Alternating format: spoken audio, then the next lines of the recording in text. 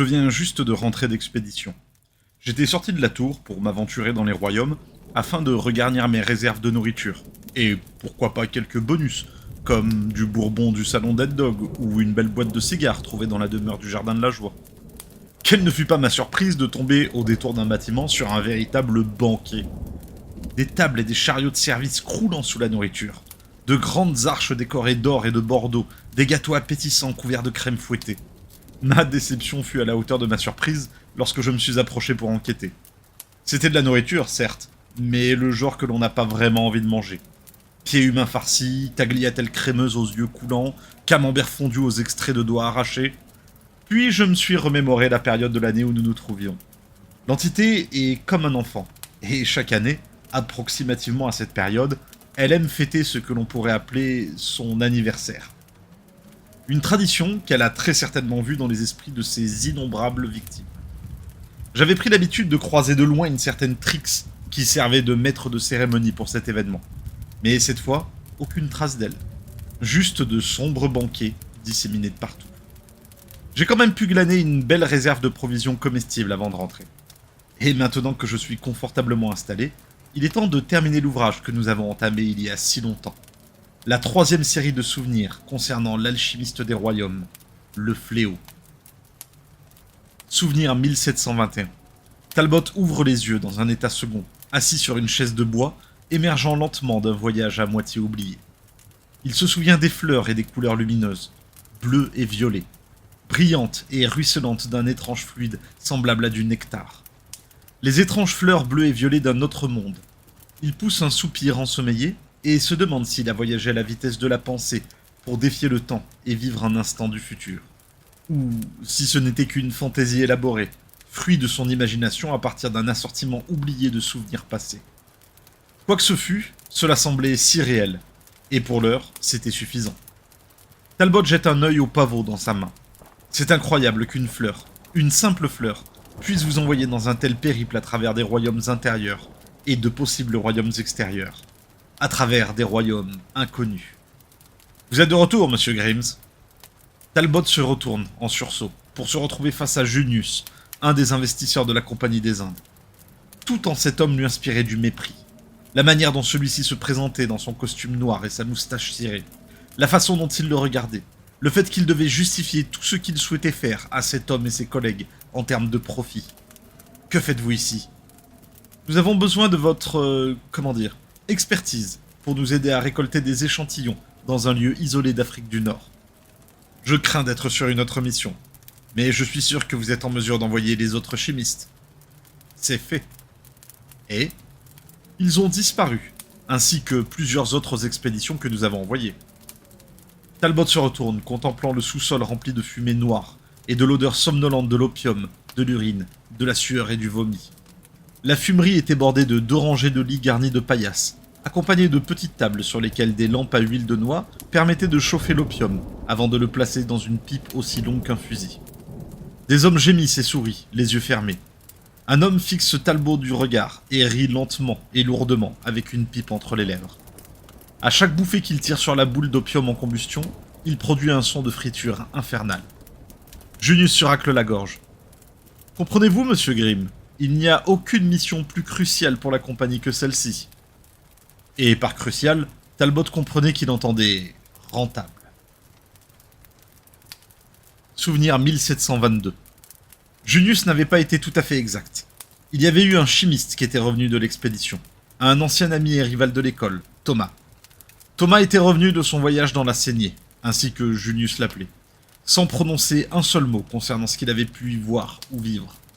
En fait, il n'avait pas prononcé un seul mot depuis son retour. Et tandis que Junius expliquait qu'avant il espère qu'un vieil ami pourrait stimuler Thomas, Talbot marchait le long de la route crasseuse de Londres, jusqu'à la maison de son ami. Quelques minutes plus tard, ils approchent de l'entrée d'une modeste demeure, et Junius frappe vigoureusement. Un docteur ouvre la porte et les accueille tous deux, leur expliquant comment Thomas s'est mentalement effondré et que personne ne peut rien en tirer. Le docteur les emmène ensuite dans une pièce petite, froide et humide, où le vieil ami d'école de Talbot est assis au bord d'un lit et se balance nerveusement. Une chandelle sur une table voisine l'illumine dans les ténèbres. Talbot se rapproche à pas lents, horrifié par le visage hagard et les yeux vides qui le fixent. Il va s'asseoir sur un tabouret près de lui. Mon cher vieil ami, j'ai appris, il y a quelques jours seulement, que vous étiez de retour d'une mission éprouvante, à ce que j'ai compris. Thomas ne répond pas, mais des larmes lui montent soudainement aux yeux. Tout va bien, vous pouvez me dire ce qui s'est passé. Il tente de parler, mais ne fait que marmonner de manière incohérente. Au bout d'un moment, une larme glisse le long de sa joue blême, et il parvient à indiquer d'un doigt tremblant un placard. Talbot se lève, frôle Junius et se saisit d'une sacoche de cuir. Il l'ouvre et en sort un journal qu'il montre à Thomas. Ce dernier hoche la tête et lutte pour s'exprimer, mais soudainement ses yeux s'écarquillent, et, au lieu de mots, il pousse un hurlement infernal qui gagne en puissance à chaque souffle. Paniqué, le docteur se précipite, les raccompagne prestement hors de la chambre, tandis que Talbot regarde son ami une ultime fois, et se demande ce qui a pu briser un esprit aussi stoïque et aussi brillant. Souvenir 1723. Talbot est assis dans une calèche tirée par des chevaux et lit les carnets. Rien que du charabia et des pensées perturbantes d'un chimiste qui a perdu la tête. S'il fallait en croire les carnets, Thomas avait passé une éternité dans un monde où les gens étaient constamment chassés comme du gibier par de nombreuses apparitions sorties tout droit de contes populaires ténébreux. Il n'avait disparu que pendant une semaine, mais il y avait des centaines d'entrées. Non, des milliers d'entrées. Cela n'avait guère de sens. Pour Junius non plus. Il avait méjugé le financier. Celui-ci était bien plus compatissant qu'il ne l'avait anticipé, et il semblait exprimer une sympathie sincère envers Thomas. Malgré son obsession pour le profit, il est vraiment très humain. Talbot a soudain l'intuition que Junius pourrait être en fait deux personnes, et la compagnie a comme un étrange effet sur lui, agissant comme un catalyseur. Il semble différent quand il représente la compagnie. C'est comme si elle lui offre quelque chose qui lui permet d'être une autre personne. Une toute autre personne. Peut-être la protection, peut-être l'anonymat, peut-être les deux. Talbot soupçonne que l'on puisse dire la même chose de lui avec ses recherches. Mais d'une certaine manière, il est sûr que même avec la protection et l'anonymat de la compagnie, il parvient à conserver sa compassion pour les autres. Et pourtant, il parcourt les carnets de son ami non pas avec chagrin, mais avec curiosité. Il se demande si cette disposition objective le rend moins humain, ou peut-être plus humain. Tout animal peut réagir par la colère, la rage ou le chagrin. Ce qui nous distingue des animaux, c'est notre intellect, notre capacité à dominer nos émotions pour le bien collectif. Et pourtant, Talbot ne peut s'empêcher de caresser l'idée que ce qui distingue les humains des machines, ce sont nos émotions. Non, pas nos émotions, notre empathie. Notre capacité à ressentir ce que les autres ressentent, rien qu'en imaginant ce qu'ils peuvent être en train d'éprouver. La souffrance qu'ils peuvent être en train d'éprouver.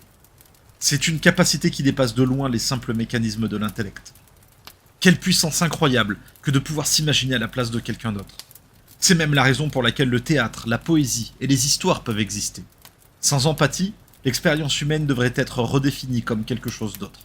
De plus petit, de plus proche de celle d'un insecte.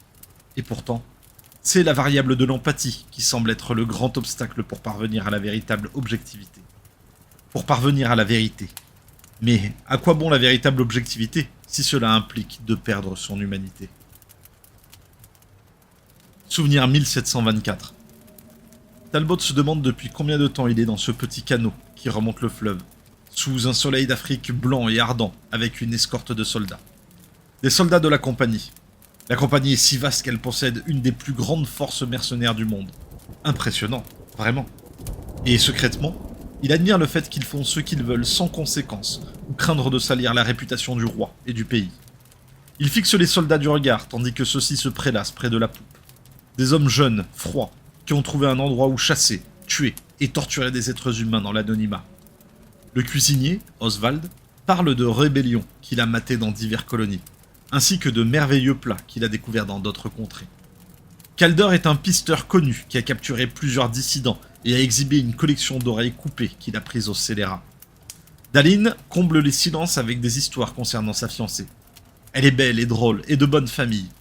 Et Talbot a le sentiment qu'il parle à voix haute davantage pour se convaincre lui-même que quiconque d'autre de son affection pour elle. Il est déchiré entre elle et son amour pour la vie de soldat, et comprend d'une certaine manière qu'il ne peut pas avoir les deux. Elle posera trop de questions, lui fera penser à des choses auxquelles il n'a nulle envie de penser, et lui se rappellera son meilleur soi. Talbot ne connaît que trop bien ce sentiment. Lui aussi a été amoureux autrefois. Enna. Mais son amour pour elle n'était pas suffisant. En tout cas, pas suffisant pour qu'il renonce à ses expériences. Elle était jalouse de son travail, de son labo. Tout le temps qu'il y passait, toute l'énergie et les pensées qu'il consacrait à ses expériences. Quand Ena fracassa le laboratoire en miettes et y mit le feu, il comprit immédiatement combien elle l'aimait. Et la vue de son labo détruit lui fit ressentir immédiatement la douleur et la misère qu'il lui infligeait. Et il ne voulait plus jamais éprouver ses sentiments. Pas de culpabilité. Souvenir 1725. À dos de chameau sous un soleil de plomb, Talbot éponge les gouttes de sueur de son front et suit Calder et les autres soldats jusqu'à un immense camp de tentes couvertes de sable. Ils font rapidement halte alors qu'un homme en tenue du désert s'approche d'eux et se présente comme étant Farley. Talbot descend de chameau et ils échangent quelques plaisanteries. Puis il le suit à travers le camp, passant devant d'innombrables feux entourés d'hommes de la compagnie parlant à voix basse, et jusque dans la plus grande détente. Farley se tourne vers Talbot. J'aimerais dire que tout ceci n'est pas, conventionnel. Ce dont je vous fais part ne doit jamais être évoqué devant quiconque. L'alchimiste hoche légèrement la tête. Farley se dirige vers le fond de la tente et lève un pan pour révéler une énorme masse de brouillard noir à distance. Une étrange lumière violet et bleue en émane. Qu'est-ce que c'est? Qu'est-ce que je suis en train de voir? Farley fixe la masse de brouillard du regard. Nous l'appelons la saignée. Selon une théorie avancée, il pourrait s'agir d'une autre dimension qui, déborde sur la nôtre. Nous avons déjà remarqué et noté ces phénomènes auparavant, mais jamais aussi longtemps. Jamais suffisamment longtemps pour pouvoir l'explorer. Nous voudrions que vous y pénétriez, et que vous preniez des notes et récoltiez des échantillons de flore et de faune, si jamais vous en trouviez. Talbot regarde attentivement la barrière de brouillard. Vous croyez qu'il s'agit d'une autre dimension? Nous ne savons pas quoi penser, et c'est précisément pour cela que nous vous avons fait venir, monsieur Grimes. Vous auriez pu choisir davantage de chimistes expérimentés. Il y en a plusieurs qui nous l'avons fait. Ils ne sont jamais revenus, et nous sommes vraiment inquiets pour leur bien-être. Mais si vous pouviez trouver un moyen de récupérer et de ramener des échantillons provenant de cette anomalie, leur sacrifice n'aura pas été vain. Le front de Talbot se creuse. Farley soupire, rabat le pan et fait face à son hôte. Nous considérerions même votre proposition d'améliorer, la qualité de vos expériences. C'est-à-dire que nous pourrions trouver un moyen de vous donner accès au sujet de test que vous désirez.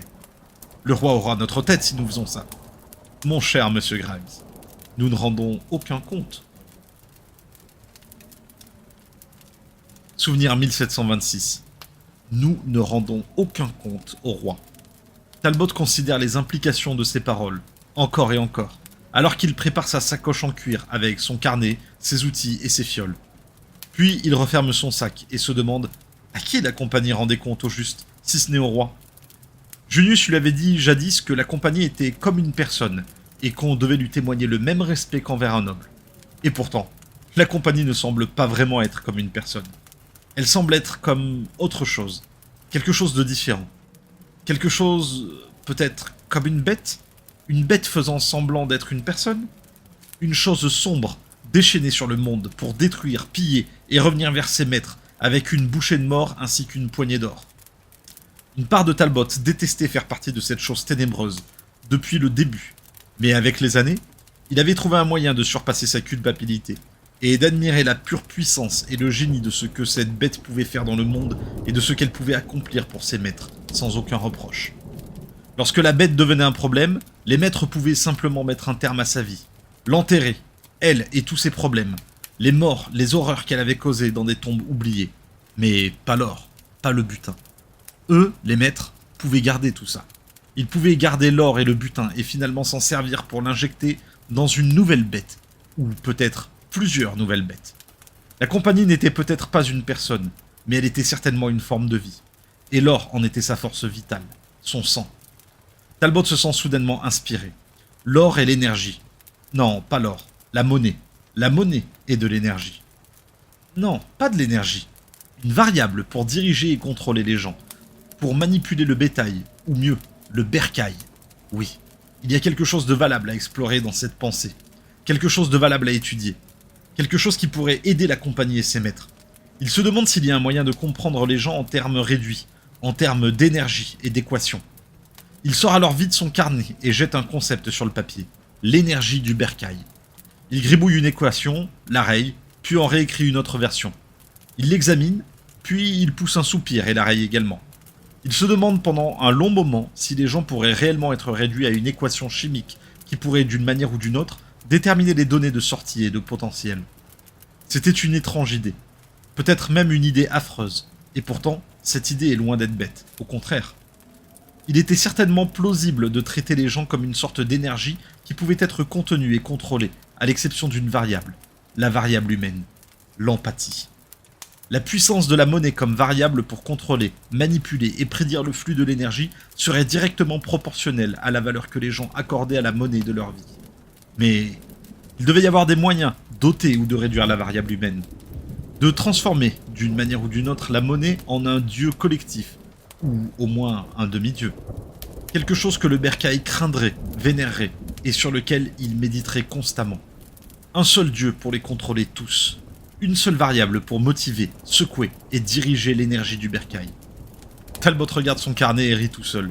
L'idée est ridicule. Elle est bête. Il n'y a aucun monde présent ou futur où lui ou quiconque pourrait mener des expériences pour éliminer la variable humaine. Une chose telle que même la compagnie ne pourrait s'en tirer. Et si elle le pouvait, si vraiment elle le pouvait, elle serait bien plus puissante et efficace pour contrôler le bercail que n'importe quel roi ou empire. Talbot raye ses équations, réalisant qu'elles ne sont rien d'autre que des gribouillages pleins d'imagination arborant le masque de la science. Même si la compagnie recevait la capacité de mener des expériences sans limite sur le bercail, il ne pouvait imaginer comment cette variable humaine intangible pouvait être réduite, encore moins ôtée de l'équation. Toutes les cultures et les communautés, et les croyances et valeurs divergentes ne permettraient jamais à un tel dieu, ou demi-dieu, d'exister. Secouant la tête devant l'absurdité de sa théorie, il referme son carnet, le replace dans sa sacoche, et se prépare pour le périple à venir. Souvenir 1727. Talbot mène son escorte à travers le mur de brouillard, ignorant les halètements et les soupirs derrière lui. Il s'arrête net juste avant d'entrer. Oswald déclare qu'il pense qu'ils devraient tous rebrousser chemin, et que s'ils le font, il leur préparera un plat merveilleux qu'il a appris en Inde. Calder dit que l'argent qu'on lui paye lui interdit de faire demi-tour. Dallin soutient Calder. Talbot prend note du commentaire, puis pointe un doigt et touche le brouillard quasiment liquide, et ce dernier étend une vrille et le touche en retour. Incrédule, il touche de nouveau le brouillard pour voir s'il obtiendrait une réaction similaire au même stimulus. Mais cette fois, aucune réaction. La première fois était probablement une simple réaction à leur chaleur corporelle collective. Le concept d'une brume ou d'un brouillard conscient semble presque absurde. Il le fixe du regard un long moment et entend la voix d'Ena l'appeler de l'intérieur de la saignée.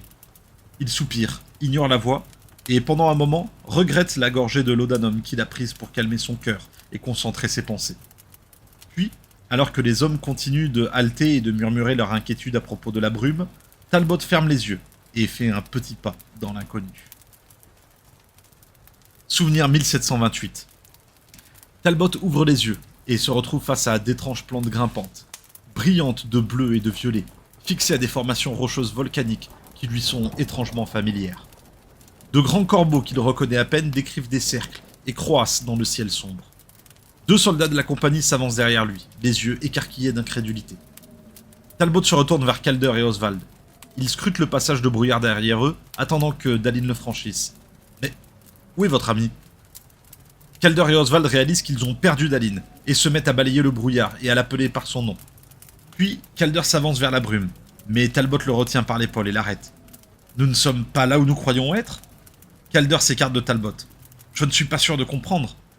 Nous ne pouvons quand même pas l'abandonner. » Talbot s'approche de la masse de brouillard les séparant du camp. Je pense qu'il a fait demi-tour et qu'il est reparti vers le camp.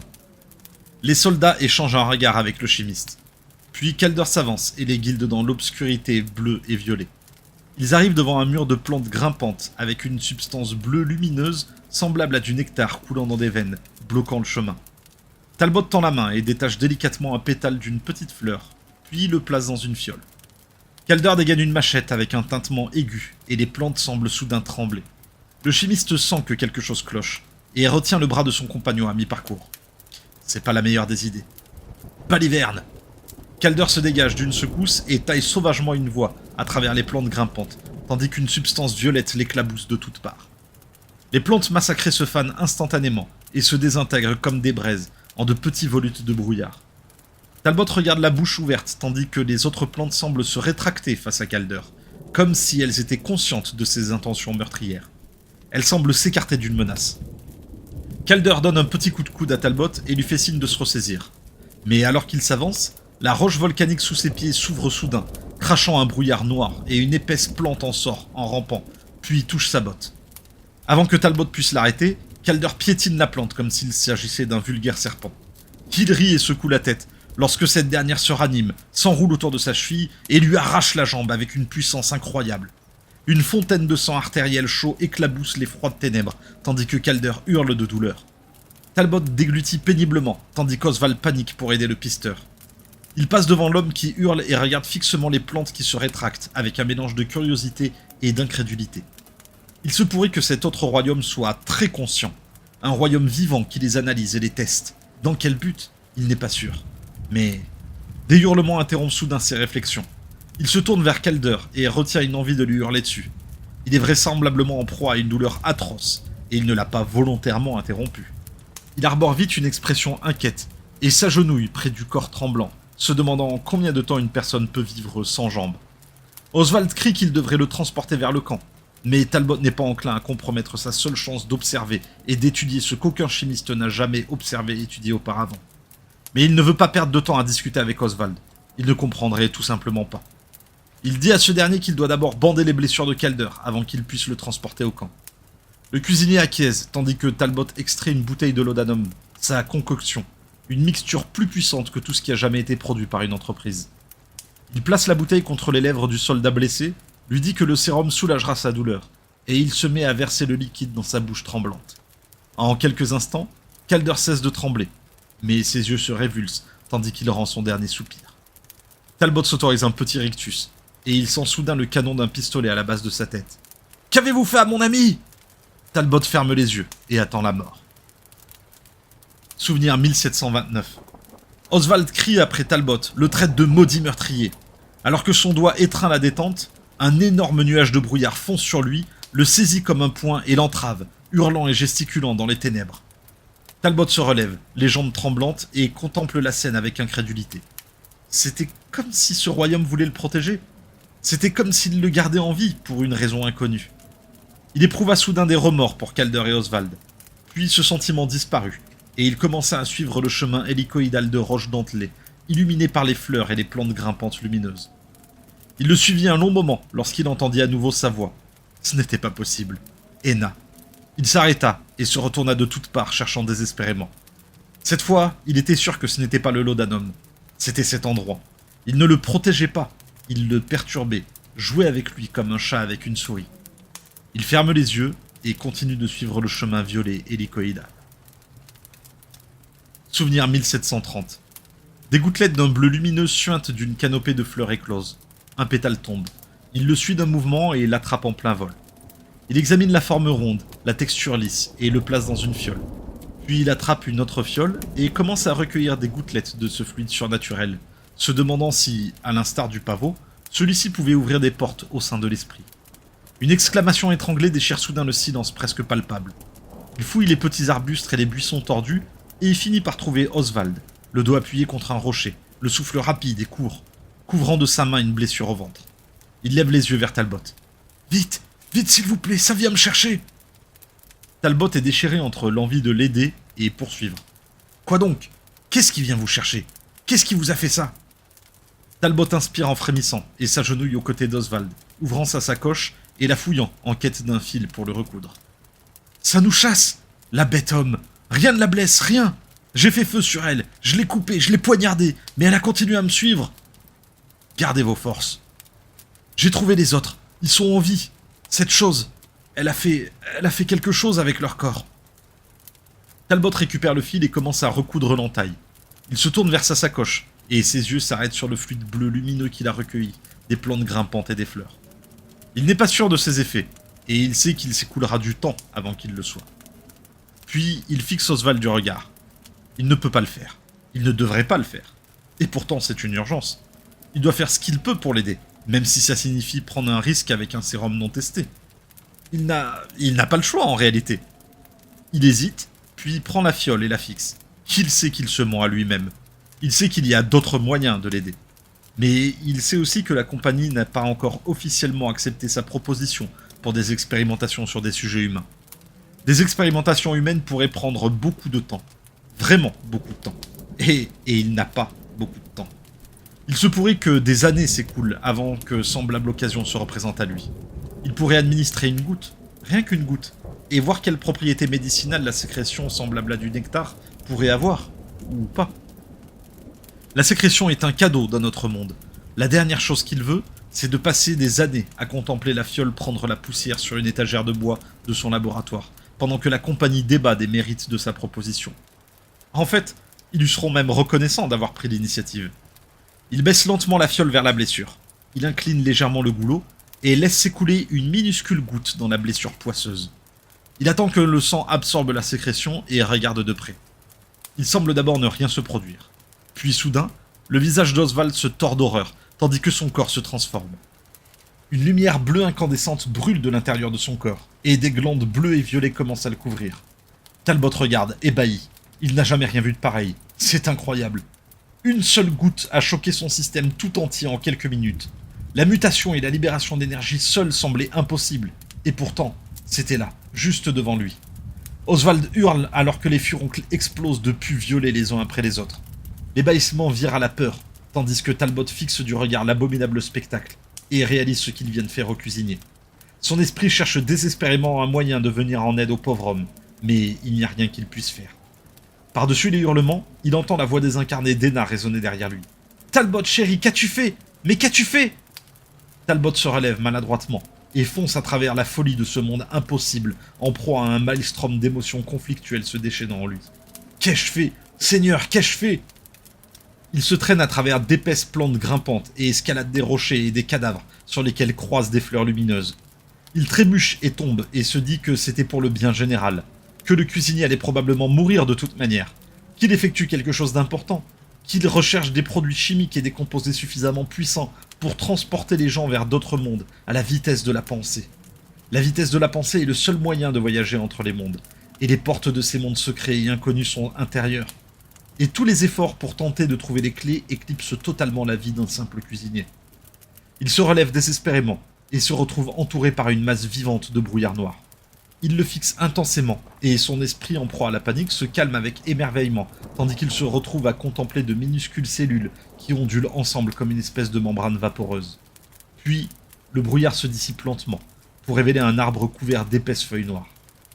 Talbot fixe l'arbre et commence à remarquer que le tronc se tortille, et il réalise que celui-ci est en réalité constitué de gens. Il réalise ébahi qu'il a trouvé les employés disparus.